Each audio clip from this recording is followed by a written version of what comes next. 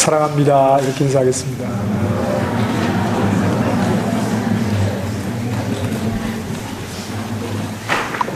한 주간 잘 지내셨습니까? 자, 오늘은 우리가 어버이 주일로 지킵니다. 어버이 주일의 주인공은 하나님이시죠. 그래서 하나님을 좀 더 생각해 보자는 것입니다. 어버이 주일을 맞아서. 오늘은 좀 평소에 생각하지 않던 부분들을 좀 생각을 해보려고 합니다.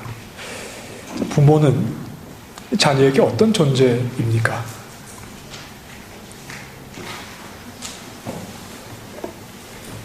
부모는 자녀에게 어떤 존재입니까? 저는 오늘 이렇게 한번 말해보고 싶습니다. 상처 주는 존재다.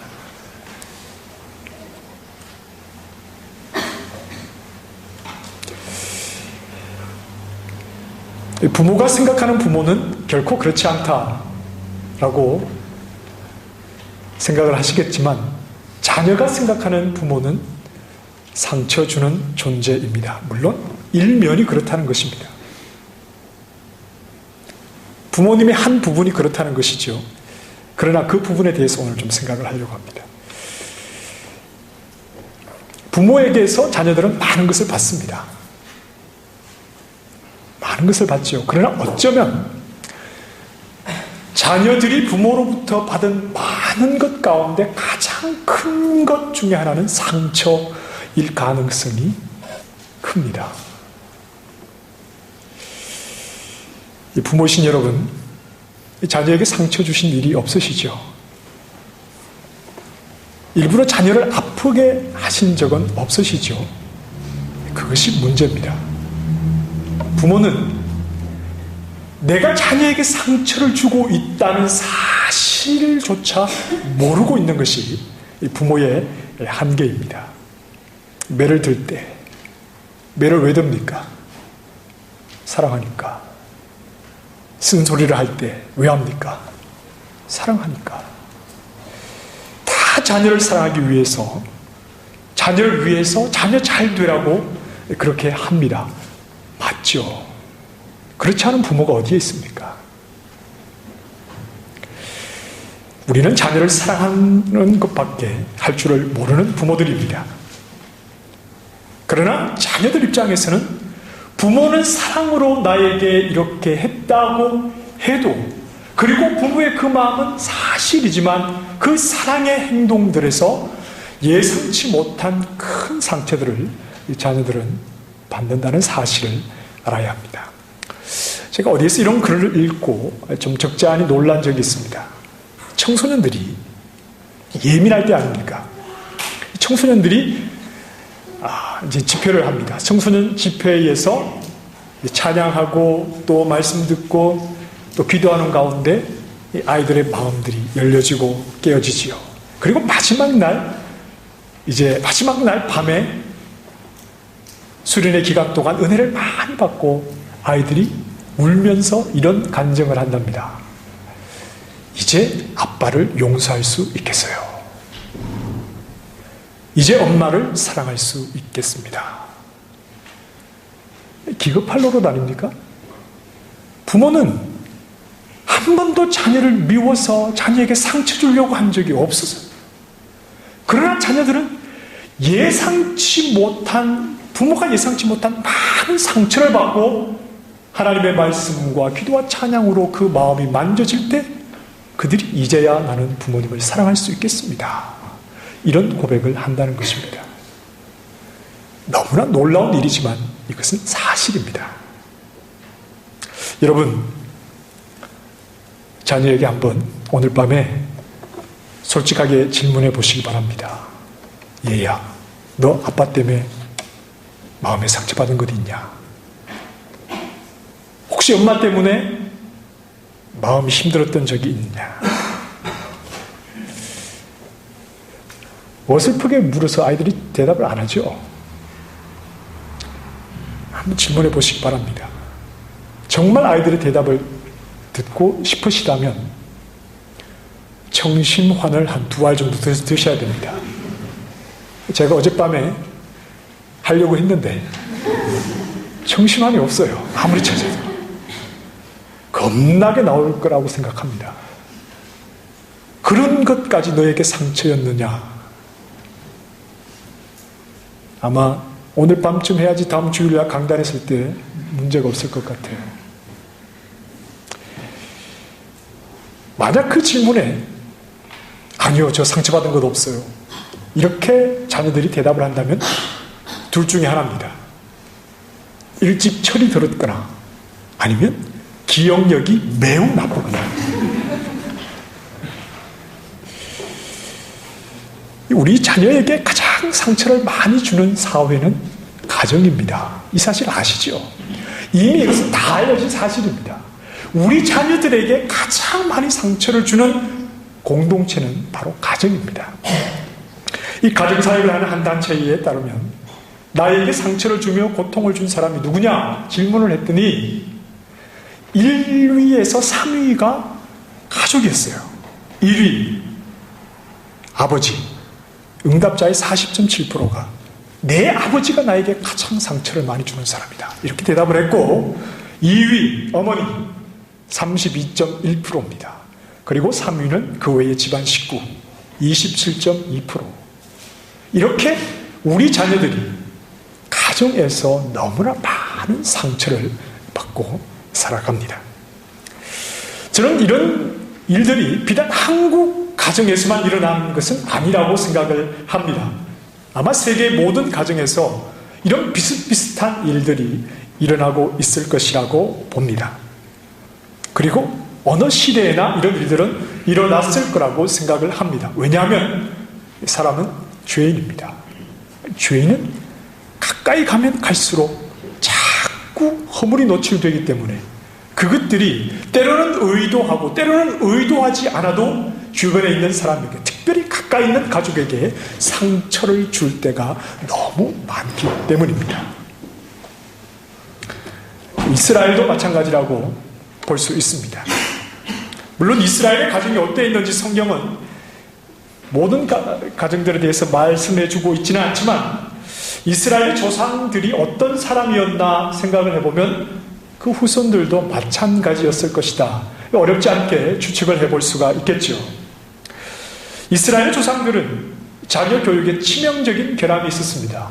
그것은 우리가 잘 아는 대로 편애였습니다. 편애. 이 편애가 자식에게 얼마나 큰 상처가 되는지 몰라요. 자, 이삭과 리브가. 자, 아버지 이삭은 누구를 편애했습니까? 에서를 편애했죠. 부모는 자기에게 없는 것을, 자기에게 부족한 것을 자식이 가지고 있으면 굉장히 자랑스럽습니다. 키가 작은 부모가 자식이 키가 크면 그게 자랑스러워요. 공부를 많이 할 수 없었던 부모가 자식이 공부해서 학위를 받으면 그것이 여간 자랑스러운 것이 아닙니다. 그래서 부모는 늘 자식에게 소망을 가지지요. 내가 못했던 것, 내가 부족했던 것 네가 좀 해주면 좋겠다. 이게 너무 지나치면 강요가 될 수도 있는데 누군가는 이 소망을 가리켜서 거룩한 소망이다, 이렇게까지 표현을 했습니다. 그만큼 자식을 향한 이 부모의 마음이지요. 이삭이 에서를 편애한 것도 같은 이유라고 볼 수 있죠. 에서는 성경에 어떤 사람으로 표현하고 있습니까? 털이 많은 사람, 그리고 사냥을 잘해서 아주 용감하고 씩씩한 그런 산의 대장부 같은 아들이었습니다. 왜 이삭이 에서를 좋아했을까요? 이 크리스찬 정신 분석가가 이렇게 이삭이 에서를 좋아한 이유를 이렇게 말합니다. 자신에게 없었던 남성성을 에서가 가지고 있었기 때문이다. 이삭에게는 남성성이 좀 부족했는데 자기 아들 에서가 그 남성성을 가지고 있었기 때문에 그 아들을 사랑할 수밖에 없었다고 말합니다. 이삭에게는 큰 트라우마가 있었죠. 그건 뭐냐 하면 아버지가 칼을 들고 자기를 번제단 위에 올려놓고 죽이려고 했던, 다르게 표현하면 굉장한 큰 폭력 앞에 그대로 노출되었던 이런 큰 트라우마가 있었습니다. 그때의 죽음의 공포가 정신분석가의 말에 의하면 그래요. 공황장애를 일으켰다. 그리고 평생을 이 공황장애 속 시달리면서 그렇게 살았다고 말합니다. 그래서 이삭은 일평생 누군가 싸워보지 못하고 그저 순하고 순하게만 살았다. 우물도 달라고 하면 그냥 양보해서 빼앗기고 이런 삶을 이삭이 살아갔다는 것입니다. 그래서 어쩌면 이스라엘 조상 아브라함과 이삭과 야곱을 이야기할 때 그 중에서 이삭이 가장 존재감이 좀 낮아 보이는 것인지도 모릅니다. 이런 이삭이 자신과 달리 강한 남성성을 가진 에서를 좋아했다. 생각해보면 말이 되는 것 같아요. 반면에 이삭의 아내 리브가는 에서보다는 야곱을 좋아했죠. 이렇게 아버지와 어머니가 두 쌍둥이 아들을 좋아하는데 너무 표시가 나게 편애를 했습니다. 아주 노골적으로 그렇게 편애를 했지요. 이런 부모 밑에 자란 자녀들이 당연히 건강한 자아를 가질 수는 없었겠지요. 이렇게 부모의 편애 속에 자란 야곱. 야곱은 어떻습니까? 야곱은 외삼촌의 두 딸 레아와 라헬을 아내로 맞아서 12아들을 낳습니다. 그러나 야곱이 처음부터 사랑했던 여인은 라헬이었죠. 그래서 레아의 자식들보다 뒤늦게 라헬이 낳은 아들 요셉을 편애해서 아주 끼고 살았습니다. 귀족들이 입는 채색 옷을 입히고 그 형들은 그저 양이나 치는 평민 같은 그런 삶을 살게 하면서 유독 자신이 사랑했던 여인이 낳은 아들 요셉만을 그렇게 끼고 살았죠. 형들이 요셉을 미워하지 않겠습니까? 죽이고 싶지 않았겠습니까? 이렇게 아버지가 편애를 하니 그 자식을, 그 동생을 당연히 형들이라면 죽이고 싶었겠죠. 이렇게 아버지의 편애 속에서 상처를 받으며 자란 자녀들이 이스라엘의 아들들이었습니다. 어디 가서 제대로 상담도 한번 받아보지 못하고 이스라엘 아들들은 고스란히 상처로 남아서 평생을 살지 않았겠습니까? 자기에게 남은 상처가 또 자기 자녀에게도 상처로 작용하지 않았겠습니까? 그 후손들이 바로 이스라엘 민족입니다. 이스라엘 민족의 가정이 어떠했는가 성경은 이야기하지 않지만 그러나 그 조상들의 상처받은 가족사를 생각을 해본다면 그 후손들도 역시 그 가정 속에 많은 상처가 있었다라고 우리는 충분히 생각할 수 있죠. 부모님 때문에 상처를 입으며 자란 자녀들. 그 자녀들을 향해서 오늘 이렇게 말씀하시는 것입니다. 내 부모를 공경해라. 어떤 부모입니까? 누구의 부모입니까? 나의 부모를 공경해라. 나의 부모와 남의 부모의 차이점이 뭔지 아십니까? 남의 부모는요, 친절해요. 나한테 친절하죠. 남의 부모는 부탁하면 부탁도 잘 들어주고, 잔소리도 안 하죠. 공부하라는 말도 안 합니다. 잘 이해해 주지요. 혼대거나 구종하지도 않고, 나에게 상처를 주는 일도 잘 없습니다. 그러나 나의 부모는 그렇지 않죠. 좀 부끄러운 이야기인데 어느 날 저희 큰 녀석이 그런 이야기를 해요. 아빠, 실명을 호명해서 죄송합니다. 지 친구가 예람이니까 예람이 아빠처럼 그렇게 해주시면 안 돼요. 예람 아빠 도대체 어떻게 하시는 겁니까? 남의 부모는, 제가 예람이한테도 한번 물어볼게요. 나의 부모는 사랑한다고 하는 게 아이 입장에서 보면, 자녀 입장에서 보면 상처, 그리고 힘들게 하는 것이죠. 그리고 자녀들은 부모로부터 상처만 받는 것이 아니라 부모의 허물도 잘 알고 있어요. 어디 가서 드러내면 너무나 부끄러운 그런 부모의 허물도 자녀들은 잘 알고 있죠. 이런 자녀들에게 내 부모를 공경해라. 이 말은 결코 쉬운 일만은 아닐 것입니다. 오늘 말씀은 명령입니다. 히브리 말의 순서는 이렇습니다. 공경하라. 너의 아버지와 너의 어머니를. 공경하라. 만약 부모 공경이 누구에게나 자연스러운 일이라면 하나님께서 굳이 십계명의 말씀에 이 항목을 넣으실 필요가 없었지 않았나 이런 생각을 해봐요. 누구나 자연스럽게 부모를 공경하고 있다면 굳이 하나님께서 너희 부모를 공경해라 이런 말씀을 하실 필요는 없지 않았을까요? 특히 우리나라도 예로부터 부모에 대한 효를 굉장히 강조해 왔죠. 그래서 부모 공경이라는 말씀이 너무나 당연하게 들릴 수도 있습니다. 자, 그러나 오늘 성경이 부모를 공경하라고 하는 말씀은 유교 문화권에서 우리가 익숙해 있는 부모에게 효도하는 것과는 좀 차이가 있지 않나 그런 생각을 합니다.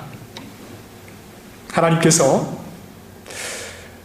부모를 공경하라고 계명을 주실 때는 생생하게 그의 백성을 애굽에서 구원해 내신 이후지요.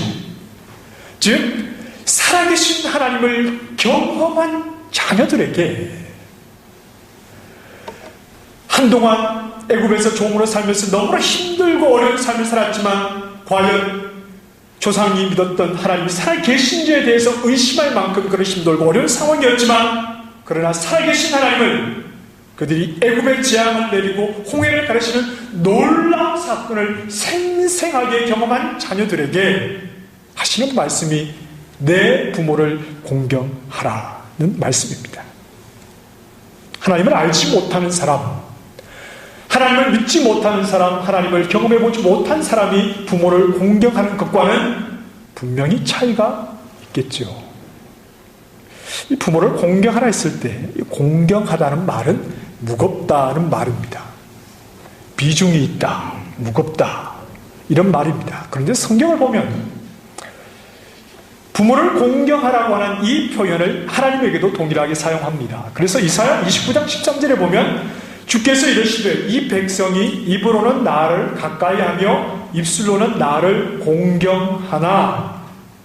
이 공경하다는 말이 히브리 말로 카바드라고 하는 말입니다. 네 부모를 공경해라 할 때 동일한 단어입니다. 부모를 공경해라. 백성들 역시 하나님을 공경해야 한다. 동일한 단어를 쓰고 있습니다. 부모를 공경하라는 말은 하나님에게 무게를 두듯이 너희 부모에게도 무게를 두어라. 하나님을 가볍게 대하지 아니하고 중요하게 대하는 것처럼 너의 부모도 그렇게 중요하게 대하라. 마치 누구처럼 대하라는 말입니까? 하나님처럼 대하라. 이런 말씀입니다.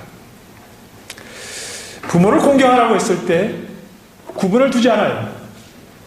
너에게 상처 주지 않는 부모를 공경해라. 너에게 따뜻하게 대해주는 부모를 공경해라. 좋은 부모만 공경해라. 이렇게 말씀하지 않습니다. 모든 부모를 공경해라. 하나님이 이렇게 명령하시는 그 명령을 받는 대상은 누구라고요? 무엇을 경험한 사람이라고요? 살아계신 하나님을 경험한 자녀들. 하나님의 구원을 생생하게 경험한 자녀들. 하나님이 살아계심을 분명하게 경험한 자녀들에게 부모라면 잘난 부모건 못난 부모건 모든 부모를 다 공경해라. 이것은 명령이다. 하나님이 이렇게 지금 말씀하시는 겁니다. 나에게 상처와 아픔을 주기도 하고 또는 부끄러운 허물을 가진 부모라 하더라도 그 부모를 공경해야 한다. 왜냐하면 그런 부모님을 둔 나라고 하더라도 나에게 상처 주고 나에게 아픔 주고 잊지 못한 너무나 큰 아픔을 준 부모라 하더라도 살아계신 하나님은 나를 만나 주셨기 때문이다. 하나님은 그런 부모를 통해서도 나를 향한 하나님의 일을 멈추지 않기 때문이라는 것입니다. 너희가 나를 경험하지 않았느냐? 너희 부모가 너희에게 어떤 아픔, 어떤 상처를 줬다 하더라도 내가 살아있어 너희에게 행하는 일을 너희는 경험하지 않았느냐? 그러니 그런 부모라도 경외할 수 있어야 한다. 지금 이스라엘은 애굽으로부터 구원받았지요. 하나님이 이스라엘을 왜 구원해내십니까? 출애굽기 13장 11절에 보면 여호와께서 너와 내 조상에게 맹세하신 대로 너를 가나안 사람의 땅에 인도하신다. 너와 너의 조상에게 맹세한 그 일을, 약속한 그 일을 내가 지금 이루고 있는 것이다. 하나님은 그의 백성에게 약속하신 일을 신실하게 이루어가고 계시지요. 네 부모를 공경해라. 이 말씀을 들은 자들은 바로 그 신실하신 하나님을 경험한 사람들이었습니다. 약속을 이루시는, 나에게 하신 그 약속을 신실하게 이루어 가시는 하나님, 그 하나님을 경험한 사람이라면 부모를 공경할 수 있어야 하지요.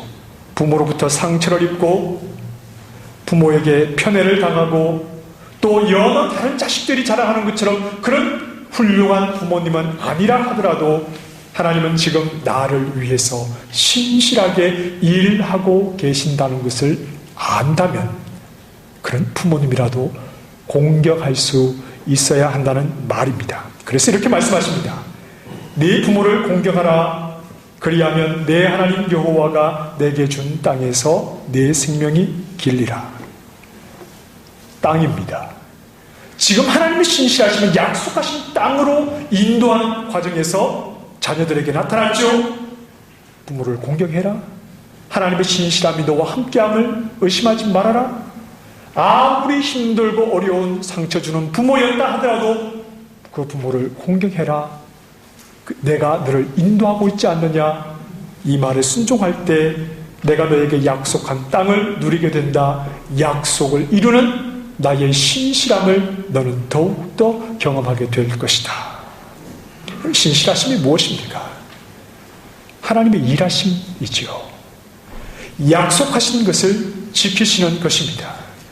어떤 환경에도 방해받지 않고 나를 향한 하나님의 일을 그대로 이루어 가시는 것, 이것이 바로 하나님의 신실하심입니다. 부모는 내가 만나는 첫 사회입니다.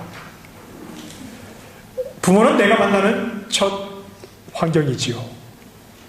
그리고 부모를 통해서 만 6세 정도가 되면 성격의 한 85%가 벌써 다 형성이 된답니다. 만 6세가 되기까지 부모는 마냥 자식을 사랑하겠지만 그러나 자식을 낳아서 다 처음 길러보는 초보 부모이기 때문에 그 사이에 많은 상처를 자녀들에게 줄 수 있겠지요. 그러나 그런 부모 밑에서 썩 훌륭하지 않은 부모 밑에서 자라서 이런저런 상처를 많이 받았다 하더라도 그것이 나를 통해서 하나님의 일을 이루어 나아가시는데 어떤 방해도 되지 않는다는 사실입니다. 사람은 쉽게 환경을 탓합니다. 내가 이런 환경이 아니었더라면, 내가 사는 환경이 좀 더 나은 환경이었더라면 나는 더 훌륭한 사람이 될 수 있었을 텐데, 내가 이런 부모님을 만나지 않았더라면 나는 좀 더 나은 사람이 될 수 있었을 텐데, 나의 부모가 과거에 준 상처와 아픔이 없었더라면 나는 훨씬 더 멋진 사람이 될 수 있었을 텐데, 내가 자란 환경, 이 부모라고 환경을 때로는 탓하고 때로는 원망할 때가 있습니다. 우리는 부모님에게 다 상처를 받으며 자랐습니다. 그리고 우리는 역시 우리 자녀들에게 뜻하지 않게 계속해서 상처를 주고 있지요. 그러나 하나님은 내가 처음 만난 부모라는 환경이 어떠하든지 그분의 일을 이루어 가시지요. 그래서 그런 부족한 부모님을 통해서 나를 이 땅에 태어나게 하신 것입니다. 내가 만난 첫 환경, 나의 부모가, 여러분 간혹 말을 하지 않아서 그렇지 어버이날이 되고 어버이주일이 되면 마음이 굉장히 힘든 분들이 있어요. 왜냐하면 부모님을 공경하는 것이 매우 힘든 그런 자녀들이 있기 때문입니다. 그러나 그 환경을 누가 허락하셨습니까? 하나님이 허락하셨잖아요. 내가 부모를 선택한 것이 아니지요. 비록 부모를 통해서 상처를 받고 아픔을 가져도 그 환경에 나를 태어나게 하신 분이 누구십니까? 하나님 아닙니까? 그리고 그 하나님을 내가 경험하지 않았습니까? 그 약속대로 하나님의 일을 신실하게 이루어 가시는 환경이 어떠하든지, 어떤 부모님 아래서 자랐든지, 그러나 지금 나를 통해서 하나님의 일을 이루어 가시는 그 하나님을 경험했다면 나에게 아픔을 주고 나에게 상처를 준 부모라 하더라도 그 부모님을 공경할 수 있어야 한다는 말입니다. 하나님을 경험한 사람이라면 이 사실을 인정할 수 있어야 하지요. 요셉이 아버지의 편애를 받았습니다. 그리고 그것 때문에 형들로부터 너무나 힘들고 어려운 시간을 가졌지요. 낯선 땅 애굽으로 이 종으로 팔려왔습니다. 누명을 쓰고 죄수가 되어서 감옥에 갇혔습니다. 기약이 없어 보이는 그의 암울한 시간, 형들이 받은 상처 못지않게 이 요셉도 얼마나 큰 상처를 받았을까요? 하지만 그가 총리가 되어서 형들을 만날 때 요셉은 형들을 용서해 주지요. 왜 그렇습니까? 과거에 힘든 시간이 있었지만 지금은 총리가 되었으니, 살만하게 되었으니 내가 다 용서해 준다, 그런 것이었습니까? 아닙니다. 요셉은 형들을 끌어안고 울어야 했습니다. 요셉이 큰 소리로 우니 애굽 사람에게 들리며 바로의 궁중에 들리더라. 요셉은 울어야 했습니다. 그 아픈 상처, 그러나 형들을 용서하기 위해서 요셉은 울어야 했습니다. 왜 요셉이 형들을 용서할 수 있었습니까? 그것은 하나님을 경험했기 때문입니다. 총리가 되었기 때문이 아니라 하나님이 그를 통해서 일하신 것을 경험했기 때문입니다. 이렇게 말하지요. 나를 이곳에 팔았다고 해서 근심하지 마소서, 한탄하지 마소서. 나를 이리로 보낸 이는 당신들이 아니요 하나님이시라. 가족이 나를 힘들게 하고 잊을 수 없는 큰 상처를 주고 너무나 힘들고 괴로운 시간을 보냈던 사람이었지만, 그러나 하나님이 나를 통해서 하신 일은 그 어떤 환경이 어려운, 그 어떤 상처, 그 어떤 방해도 장애가 되지 않고 그대로 하나님의 일을 이루신다는 것을 요셉은 분명하게 경험하였기 때문에, 그 하나님을 경험한 요셉이었기 때문에 형들을 용서할 수 있었습니다. 자, 어쩌면 자녀는 부모님을 공경하기 전에 먼저 용서가 필요한지도 모릅니다. 우리 부모님은 굉장히 훌륭하신 분들입니다. 그러나 사실 우리 부모님은 그렇게 훌륭하지 않습니다. 그렇게 대단한 분들이 아닙니다. 한순간이라도 하나님의 은혜에 붙들리지 아니하시면 아무것도 할 수 없었던 너무나 나약한 분들이었습니다. 사랑을 표현하고 싶었는데 그것이 자식들에게 상처가 되어버렸죠. 그만큼 너무나 부족하고 너무나 약한 존재들이 바로 우리의 부모님이었지요. 우리는 이런 말을 할 수 있습니다. 나도 이제 나이 되니까 부모님을 이해할 수 있습니다. 그러나 부모님을 이해하는 것은 용서가 아니지 않습니까? 나의 부모나 사실은 다 허물투성이었습니다.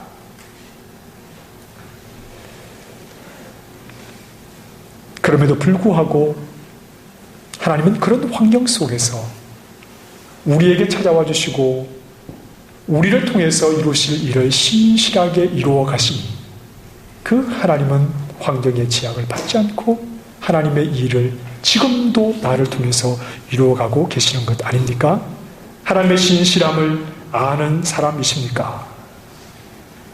그렇다면 부모님을 이해하는 것이 아니라 용서할 수 있어야 합니다. 그분들의 연약함에도 불구하고 그분들의 부족함에도 불구하고 하나님이 나를 지켜보셔서 지금까지 나를 통해서 나를 향하신 하나님의 일을 아무런 부족함 없이 지금도 이루어가고 계시기 때문이지요. 나의 부모는 나에게 실수했을 수 있지만 결코 그것은 하나님의 실수가 아닙니다. 하나님이 지금도 나를 붙잡고 계시기 때문이지요. 나에게 상처를 준 부모님을 원망하며 살 것이 아니라 혹 큰 상처를 남긴 부모님이라 하더라도 나의 하늘아버지께서는 그 환경을 통해서 그분의 일을 이루시는데 아무런 문제가 없었다는 사실을 발견할 수 있기를 바랍니다. 나의 부모, 연약한 존재였습니다. 너무나 감사한 것이 많겠지만 혹 우리 가운데 부모님이 나에게 준 상처 평생 잊지 못하고 가슴에 엉어리가 되었다면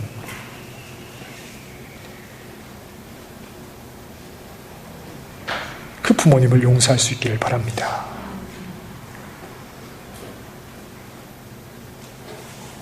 살아계신 하나님은 신실하시기 때문이지요. 아무런 부족함이 없습니다. 부모님의 연약함과 부족함을 통해서 하나님은 하나님의 사람으로 나를 통해서 그 일을 이루시기 때문입니다. 우리 신실하신 하나님을 바라보면서 부모님을 용서하고 부모님을 공경하는 아름다운 믿음의 종들이 다 되시기를 주님의 이름으로 축원합니다. 기도하겠습니다.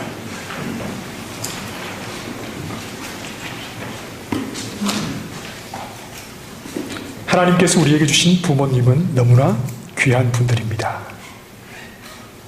그저 자식을 사랑하기 원하셨지만 뜻하지 않게 자녀된 우리에게는 상처요 아픔이 되기도 했고 또 우리 가운데는 평생 씻을 수 없는 큰 아픔을 부모님 때문에 가진 지체들도 있습니다. 하나님 위로하여 주시기 원합니다. 비록 부모님은 완벽하지 않았지만 지금 나를 붙들고 계신 하나님은 완벽하시기 때문입니다. 하나님의 신실하심과 하나님의 살아계심을 더 깊이 깨닫게 해주셔서 부모님을 공경하되 혹 우리 가운데 부모님을 용서하지 못하는 지체가 있다면 그 마음을 만져주셔서 부모님을 용서하고 온 마음 다해 부모님을 공경하는 믿음의 종들이 되게 하여 주시옵소서. 예수님 이름으로 기도합니다. 아멘. 우리 함께 일어나셔서 찬송하십시다.